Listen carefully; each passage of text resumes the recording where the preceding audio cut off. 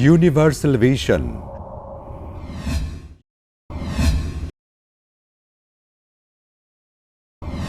আচ্ছা, আরেকজন ভাই প্রশ্ন করেছেন, তিনি বলেছেন মোনাজাত করতে হাত ওঠানোর আগে আল্লাহর প্রশংসা দরুদ পড়ব নাকি হাত ওঠানোর পরে, আবার দোয়া শেষ করে হাত নামানোর আগে প্রশংসা দরুদ ইত্যাদি পড়ব নাকি পরে, আর দোয়া শেষ করব আল্লাহর প্রশংসা নাকি দরুদ দিয়ে।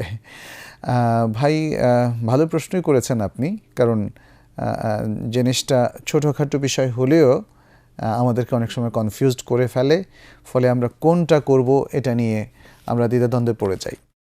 আপনি প্রথম কথা হচ্ছে মুনাজাত বলতে আমরা বুঝি আসলে দোয়া করাকে, এবং এই দোয়াটা করা এটা হাত তুলেও হতে পারে, হাত না তুলেও হতে পারে।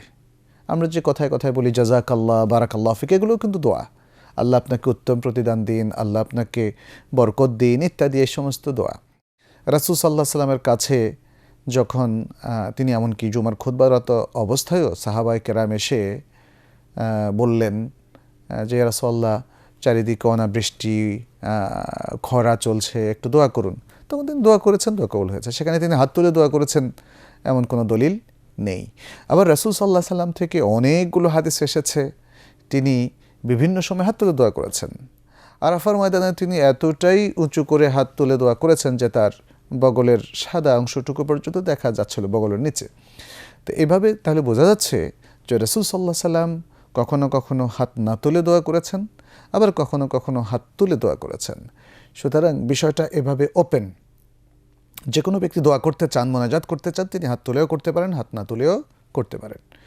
এখন যদি আপনি হাত তুলে দোয়া শুরু করেন, তাহলে আপনি হাত তুলে দোয়া যখন শুরু করবেন তখনই হামদ, সানা এবং দরুদ দিয়ে শুরু করবেন।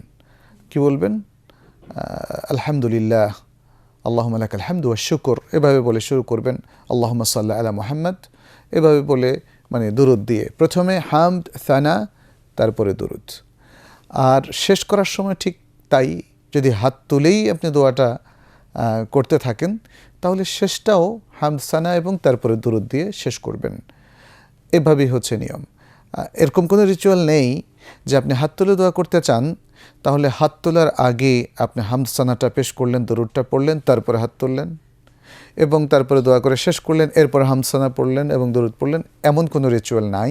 কেউ যদি এই নিয়মটা তৈরি করেন তাহলে এটা একটা আরোপিত নিয়ম হবে, ফলে সেটা ঠিক হবে না। বরং আপনি যখনই দোয়া করেন হাত তুলে করলেও একই সিস্টেমে শুরু করবেন হাত তুলে, শেষও করবেন হাত তুলে, আগে পরে আর কোনো কিছু অ্যাড করার প্রয়োজন নেই। আর যদি হাত না তুলে দোয়া করেন তাহলেও তো জিনিসটা আরও সহজ। তবে যেমন কেউ হাত তুলে একটু দোয়া করলো, কিছুক্ষণ পর হাত ছেড়ে দিলেন, এরপরে কি আর দোয়া করতে পারবেন? উত্তর হচ্ছে হ্যাঁ, পারবেন। কেউ একজন হাত না তুলে দোয়া করলো, এরপরে কি কিছুক্ষণ আবার হাত তুলে দোয়া করতে পারবেন? হ্যাঁ, পারবেন।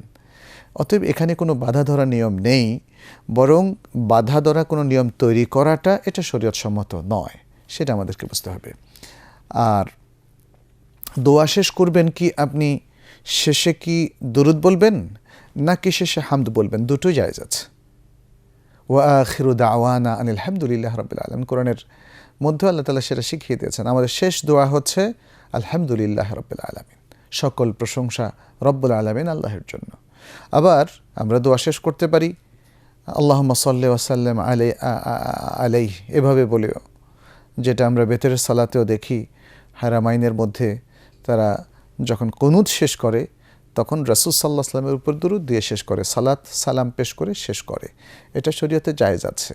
তাহলে আপনি কখনো দরুদ দিয়েও শেষ করতে পারেন, কখনো হামদ, সানা দিয়েও শেষ করতে পারেন, কোনো অসুবিধা নেই।